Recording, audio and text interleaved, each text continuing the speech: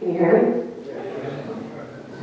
So today's invocation is going to be a prayer for collaboration, which is one of my words for 2026. Dear Lord, teach us the value of collaboration and partnership. In Rotary, we believe that by working together, we can achieve so much more than we ever could alone. Bless our collaborations both within Rotary and with other organizations, and may we leverage the power of unity to tackle the most pressing challenges. Amen. Our guests. Guest of Pat Miller, guest of Alan Holt, guest of Blue Waco is a guest of Brian Holt, John Miller, guest of King Paul Holt, Liz Aaron, guest of Blue Aaron, Good Bennett, guest of Eddie Orson Warren, Kyle Weaver is a guest of Connie Kyle Fergal is a guest of Ken Sturdy, and Diane Mason is a guest of Catherine Lowe. Sorry for pronouncing it wrong.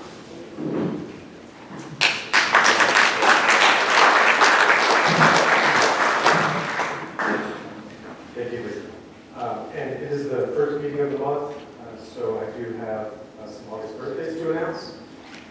This month we're celebrating Spencer Brown, John Dietz, David Hicks, Bill Halsey, James Jackson, Evan Claris, Matt Vanders, Rosemary May Strathuse, whose birthday is actually today, Phil Reeder.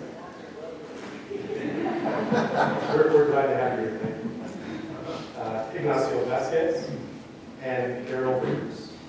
Let's all wish them a happy birthday.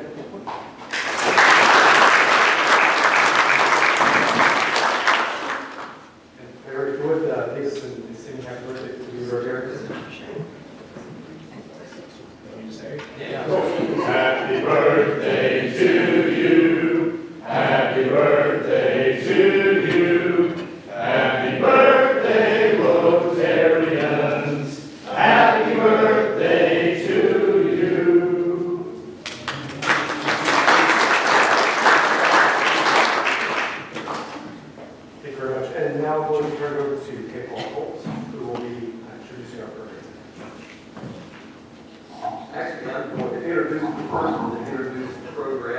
I'm very happy to introduce our own Ryan Holmes.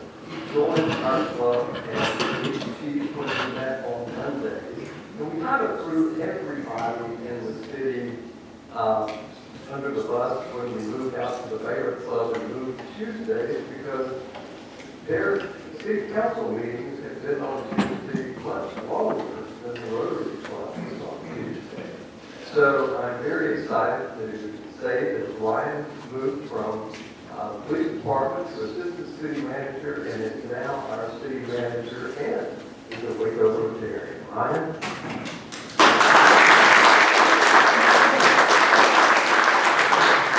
Thank you. Hey, Paul, it's good to be back. And Rotarians, appreciate the opportunity to be here. One of the main things that makes Rotary such an important part of our community is your long-standing commitment to service and to the future of Waco. And today's program is about a project that reflects both of those things. As many of you know, the city's been working through a thoughtful, long-range planning process for downtown redevelopment. First phase of that vision is the Barron's Branch Project District, a project for Waco that will restore a historic creek corridor, create new public gathering spaces, honor the cultural heritage of the area, improve infrastructure, and lay the foundation for future private investment and economic growth. Today you'll hear from two people who've been deeply involved in this moving this effort forward. First will be Mayor Holmes, who will share why this project is important for the future of our city and how it fits into Waco's long-term vision. Then Tom Balk, who has been leading the downtown redevelopment project, will walk us through what you'll actually see in Barron's Branch District and where the project stands today and what comes next. This is truly a once-in-a-generational opportunity to connect people to the Brazos River, celebrate Waco's unique history, and create a downtown that serves residents and visitors alike for decades to come. About their speakers, Mayor Holmes has served the seats on City Council since 2016 and brings 35 years of financial management experience as an international investment banker. To us, he's the most interesting mayor in the world, endeavoring his free time with adrenaline-inducing feats like biking, weed walking, climbing Mount Kilimanjaro, or running with the bulls in Pamplona. Tom Hall serves the city of Waco as the Director of Strategic Initiatives, where he leads major strategic development initiatives, including the downtown redevelopment project. In this role, he oversees planning, placemaking, public-private partnerships to help realize the community's vision for a vibrant and connected downtown. A registered landscape architect, Tom joined the city in 2009 and led numerous transformational projects you've all been aware of, including the Waco Suspension Bridge restoration, Riverwalk expansions, and other parks and public space improvements. And with that, I'll turn it over to Mayor Holmes.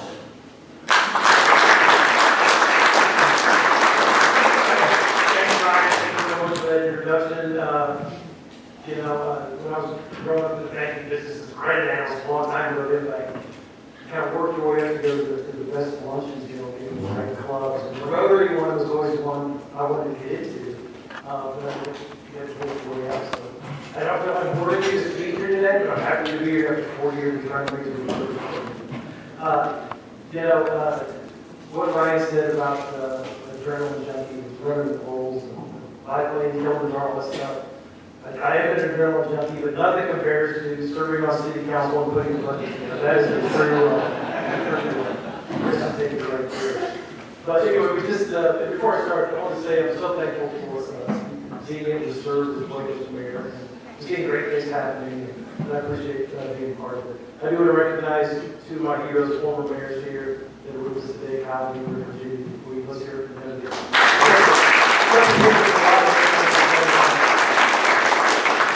And again, the budgeting process, I'll just talk about this for a second before we get Tommy going. City Manager Holt put together his first budget, which I think was a great job, just all the way around. I want to hear it from him one more time. He started in what, February, March? January. He's the new guy, but he's been here for 30 years, so he still knows everything about the city. The city tax base grew to a record $24.2 billion. $24.2 billion in tax base last year, which when I got on council with Powell, Mayor Deaver back in 2016, we were at 8.9 billion. So we've almost tripled in size and value, which as a value investor banker, I like to see that. Ryan put together a balanced budget this year. A lot of headwinds with rising costs and inflation. and growth rates and sales tax. We're still growing in sales tax and property tax, but it's cresting over. We're not growing at 12%, 11%. Maybe we're at 3 or 4%.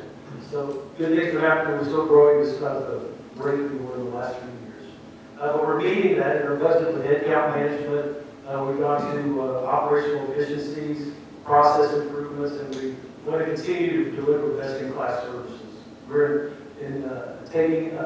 undergoing smart growth. You look to on a 1-year plan, a 5-year plan, a 20-year plan. We're continuing improvements in maintenance on all of our streets and sidewalks, our utility infrastructure. You see, orange cones all over the city, but we're working. We're working. Your tax dollars are working. You can see it. We're committed to support the city's continued economic development success. Again, in the last 8 years, we brought in 40 new businesses, 4,000 new jobs, over $4 billion in new investment from outside companies. So we're trying to get that tax base to be more industrial and less residential to help the ratings. And you see a lot of completion this year of quality of life improvements. The Dallas Rugby Park out of Fort Casey Stadium and that development out there. The China Spring Park, the first park out in China Springs, we've had those will be complete by the end of the year. The Riverfront Walkway, you'll see a new bridge, new lighting, new fountains, new bridge lighting on I-35, right, promises me, by the end of the year as well. So a lot of cool stuff is happening here in our city. And we're doing all that and we're not raising the tax rate. We did not raise the tax rate in the cities this year. It's the lowest in over 20 years.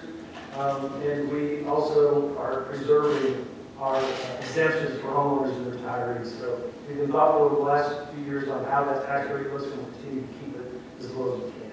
But for the first time, as a banker, I like to look at debt level and at balance sheet. And Ryan has done a fantastic job with balance sheet management. We're introducing new processes that keep track of the debt, how much new debt we put on, what our history of discovery ratios are, and doing more long-range planning for our capital improvements. And our cash reserves are still very, very strong, right at 30%. And we're very focused on building Waco into a great city. What we're talking about today, I'll get off the mic here, really part of the things that I talked about, continued improvements with our infrastructure, continued support of our economic success, and completion of quality of life improvements. And this project that we're talking about today, Parents Branch, downtown park, it really takes all three of those into consideration. We want to continue to work on downtown. We've had great success. All of you guys knew what downtown was like 10, 15, 20 years ago. It's getting some life. We're getting good. People are walking around. We've got more people living downtown. So that's a good thing. That's what we want to keep that momentum, even though our growth is maybe cresting a little bit. We want to continue our economic success. So we're building this park lab, and Tom will show you development opportunities around it to help build the tax base. Because right now, the area we're talking about is in the floodplain, zero tax revenue.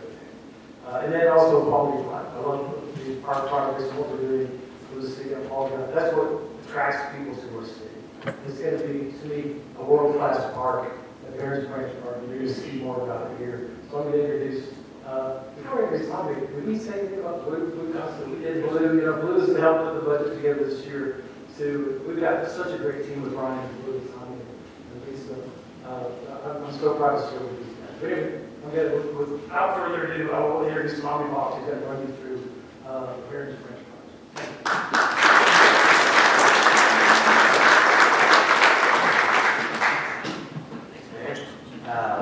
Back to Pablo, I also messed up. He's got a great intro slide that is supposed to be the background while he's speaking. So drop the ball on that. But I am still here to share a pretty exciting story about shifting downtown to more fully embrace its role as a regional economic driver. So it's a subject that we've been working on for generations in administration. It's definitely built on many of the building blocks that have taken decades to put in place. We have this moment, and how do we study it, how do we recognize it, how do we seize it. So downtown Waco, the one we know and love, is beautiful. We see these images and we think about the things that have shaped the story of our families' lives. You see the suspension bridge, maybe think about Waco Wonderland, some of the great things that our downtown does for us. But one of the things in the background was pictured is is also there is we have a lot of underutilized parking lots and open spaces that are not organically developed yet. And that leads us into this exercise of really trying to understand why that may be and what cities can do to allow that organic growth to happen. So today's agenda is really built around this idea of downtown as a way or downtown as an economic driver, and really Barron's Branch being the first critical piece of a redevelopment project to do that. But as that analysis began in the 2020s, in the early 2020s, this studying what the property values have done using that community area. And this alludes to what Aaron Holmes was talking about, where we've been on this rocket ship, but we, as thankful as we are for the doubling of downtown property values over that 10-year period, we also recognize and have to contend with the reality and behavior of that trajectory is flattening. So what do we do again to accelerate that growth and allow organic investment to happen? Studying some of the successes we've had downtown, we really take stock of some of these proud partnerships and achievements that have channeled investment to our beautiful river and that intersection there with I-35. So the Plain Stadium project, that didn't happen by accident. It was a lot of hard work, a lot of collaboration and partnering. Same with Foster Pavilion, bringing that downtown on both sides of I-35. Those are huge. They change the profile. And then what you're seeing in the foreground here is some of the first fruit of that work, in that we have a residential development in downtown for the first time in ages that is pioneering a new market that happens to be the good kind of growth that communities really want to see. In Waco, contemplating its future, there's good growth and there's maybe less good growth. I hear a lot that folks don't want Austin in Waco. Well, what do we do to have a role in authoring what that future looks like? We identify what our good targets are. And so what you're seeing here with the Riverfront project is that really capitalizes on growing demographics of not only, number one, helping to capture folks that graduate from Baylor University and MCC and other great institutions with a wealth of education and talent, keeping them in Waco where they can choose to work anywhere. But also retirees, this is a growing segment also that can choose to live anywhere and want to be where the amenities are and the community is. So capitalizing on that, but you have to position the community to compete for that. When people are choosing where to live, we want them to think Waco. So that's what we've staged an entire strategy around, for good growth that Waco does want to see. It's built around these amenities and quality of life fixtures that benefit every resident. They're not just for the folks who live downtown, they're everyone in our community. So targeting those young professionals and retirees that we know are at moments in their lives where they're making decisions about where to live, but also be mindful about how that growth of a residential base downtown is very important to businesses that choose to locate in your community. We need residential and commercial downtown. There's a great potential for Waco to secure a growing corporate presence, and our downtown is iconic, and that's a great place for business. So anyway, we're thinking at within multiple frameworks of the near term, the midterm, and the long term. But we have a strategic plan that takes us a 20-year vision, if you will, that really does need to study what's the difference maker, what's great about Waco, but also what are the differences that maybe we intuit as we go visit other great cities that we want to visit vacation in. How do we bring that all together here?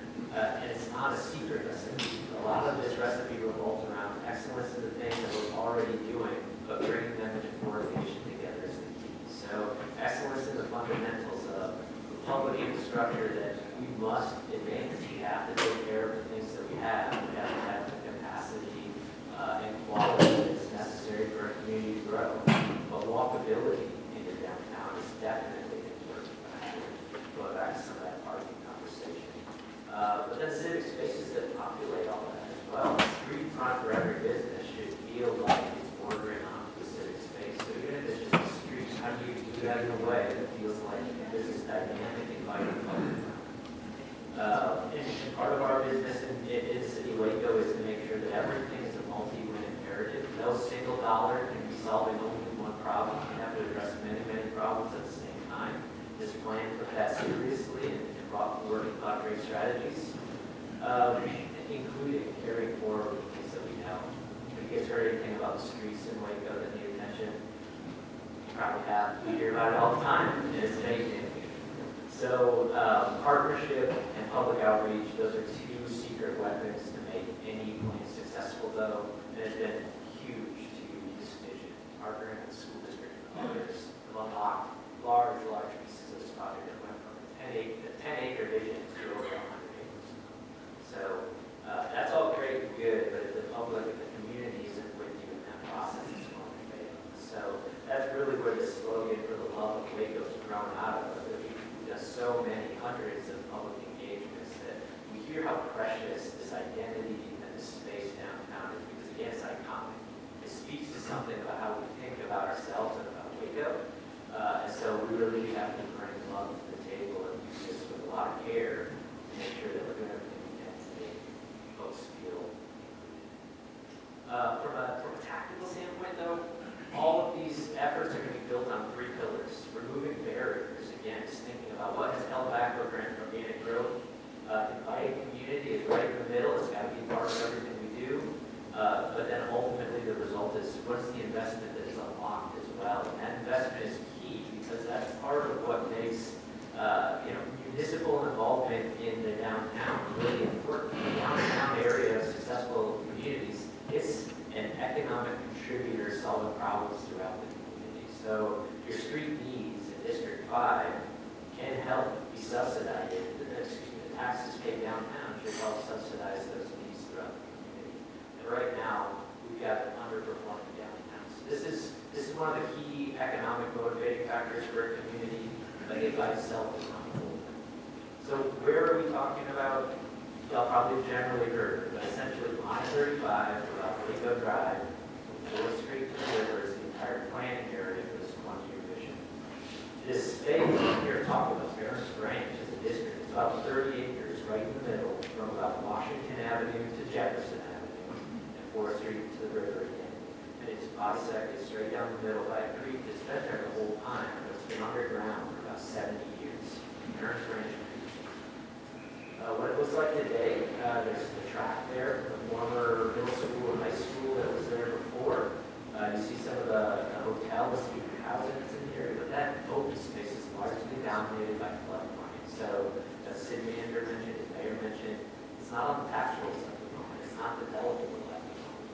Fixes necessary to change that reality in only by a municipality. So, to study that closely, we recognize that we've already had to sink investment in this area. The past is the same area where we had tunnel holes in the past. You may recall that in the early 2000s. Big holes opening up over this tunnel was there. It was modernized in 2015, so it's not at risk of collapsing. In fact, that investment is still secure.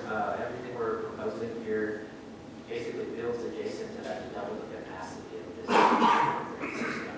But by resolving the floodplain, it invites infill development that today is not possible. So you're looking at 8 or more private investment buildings in that same footprint. But to kind of go a little bit deeper about the barriers here and show it right off the top, that floodplain illustration is helpful to show how much of that 30 acres right now today is undevelopable. The blue expands over everything, including some of the existing buildings over there. So from an insurance standpoint, from a development standpoint, it's a non-starter. But the net total of the investments and improvements that are proposed for this area bring that floodplain down to a channel that is within the park entirely. In fact, there's additional capacity from this topography to support towards a 500-year floodplain, protecting us into the future. But also in a portion of the park that's all designed to weather those kinds of flood impacts. So creating more than 11 acres of developable land. So with some of these other barriers that are harder to illustrate, this is a nexus of a lot of city utilities as well. A lot of these utilities went in about the same time, about 75, 80 years ago. So we're reaching a tipping point of not only the capacity limits of what was installed back then, and that's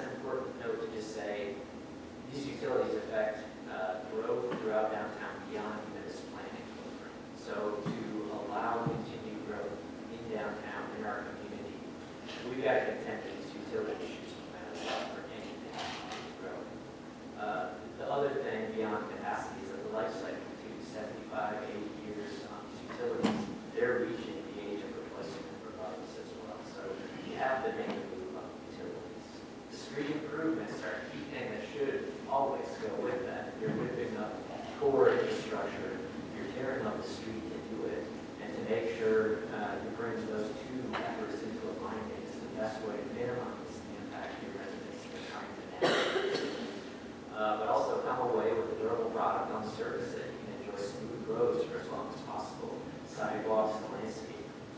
So these things come together. Circulation and walkability are part of the street improvements that we have to plan for. And in the realm of living shade, we have to think about walking. And that was an unexpected efficiency or great idea that honestly came up in this process of design to say, hey, this is millions of dollars of investment in landscape. What happens if we have another stage 3 drought episode in Waco? This has happened in recent memory. The taps get turned off into your landscape. Purple pipe is an opportunity to reclaim water just off the page here from our Riverside Water Treatment. So we have part of our project engaged with bringing that reclaimed water downtown to serve this project and beyond for the landscaping investments that are made to ensure that our downtown is well shaded, is naturalistic, and comfortable. Some of these images will help kind of paint that picture of what that means.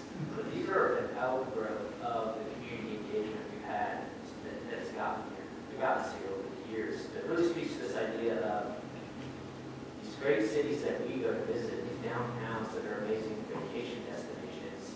They have an awareness that they are a tourism magnet, but they're also trying to be true to serving the needs and interests of their community. They express a local, not just character, but value proposition.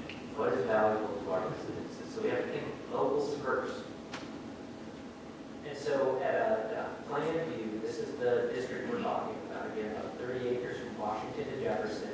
And that image you just saw, that bird's eye view, is as if you're standing on the roof of the building closest to the river, looking upstream. And then I'll also show you a little video of walking along Cayedos, which is a recreation of 2nd Street, 2nd Street downtown as a pedestrian. So Cayedos becomes one of these key organizing elements of the entire park district.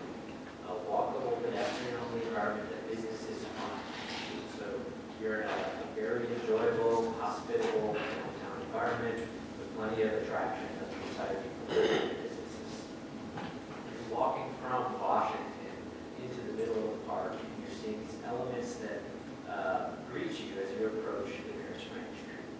So this is as if you're still headed toward the former middle school, and you're passing fountains, interactive fountains. There's a splash pad to your right there, the restrooms off to the right.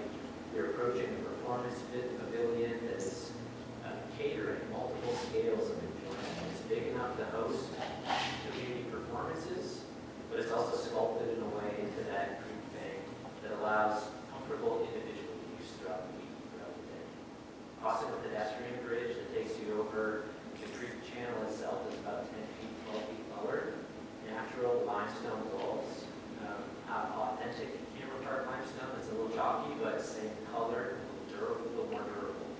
More businesses fronting onto Cayedos as you cross Jefferson, and then it takes you into this newly created, what we call La Pila Plaza, which is anchored. One of the hearts and souls of the district is the historic La Pila fountain. It still sits under the large tree you see in the background, but we recreate a new version of the La Pila fountain foreground here so that we can better tell that story with a fully functional fountain while still interpreting the artifact of the tree.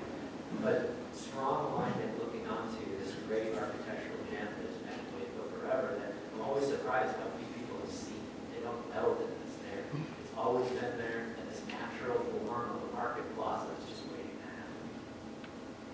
So some of the highlights along that walk again were the event deck that if your back was to Washington Avenue as we were approaching that fountain in the middle of this image there, this was just off to our right. So event and activity programming in conjunction with the amenities that we need to have. You have to have restrooms. How do you manage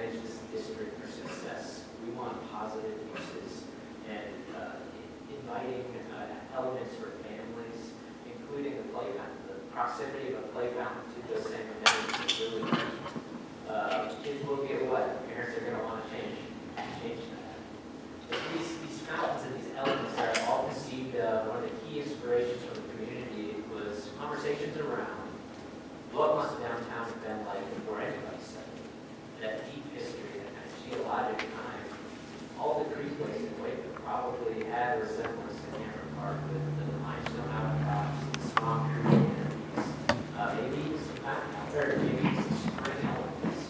And so really ramping up that idea to express it here with the splash pad at the top of the hill, and all these terraces coming down the topography to the creek. That's all interactive water between the boardwalk and the top of the hill. So we have two systems going on here. The creek water itself is not necessarily a fountain element that anybody's playing in, but everything uphill from that is recirculating this fountain water. You see again here how that all comes together. Fountain, play water on the left, recirculated creek water on the right, limestone expression there with the bridge above. And then even in the background, you start to see what is that private development potential. You've got a great opportunity for above those shops and businesses, is that residential, is that office. It can be a number of things. And then you see again, looking from the bridge upstream, you see these overlook opportunities interacting with the play, or with the farmers pavilion. Again, another view into the pavilion. And then kind of one of the most resonant images of the experience is what is that experience in Waco Plaza? Imagine what day-to-day life is like for an unprogrammed plaza. Also start to think about what is that application for farmers markets or food truck showdowns, any of the greatness you already know is successful now. Then thinking again, even into the future phases, this upper terrace is technically part of an adjacent phase, but thinking about how we can be as plug and play as possible in the future. And a note again about how important the outreach engagement has been on this journey. This number keeps going down, so I think this slide is about a month old at this point, but more than 150 public engagements and events. And that translates to more than 4,000 face-to-face conversations to help surprise us with what we need to design and validate anything that is on the page. That includes neighbors and neighborhoods. We've reached out to all of our neighboring entities and neighborhood associations. And we have this great model, too, that kind of lives a quiet life of its own. I don't know if you've experienced it at the convention center, but on the second story atrium, there's a display there that's both a floor map of everything I just showed you, but also an acre and a half of this is built at scale, so that you get on level with the creek and those activities. Got to give a quick shout out to Charlie Walton from the Mayborn Museum for helping steer me in the direction of how do you do a public safe exhibit like that. I had a lot to learn on that journey, but he gave me a great lead, and we're really pleased with the results there. We've got newsletter, but ultimately the website is the best tool that we developed for keeping people informed and connected with us. You can click follow or subscribe there, but when you go downtownredevelopment.com, we've had tremendous engagement through that. 40,000 views, people reach out to us all the time. I encourage you to do the same and share that. But we do all that work in the vetting and validation of design to then be able to start to embrace the development community, the private investment community, to say, what is the potential of these acres that we are unlocking?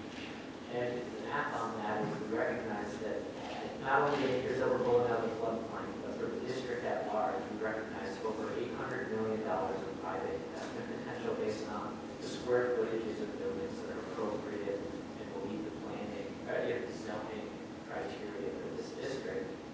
And where we are today is that even before we turned it there, we got 5 properties that are in negotiation among 3 developers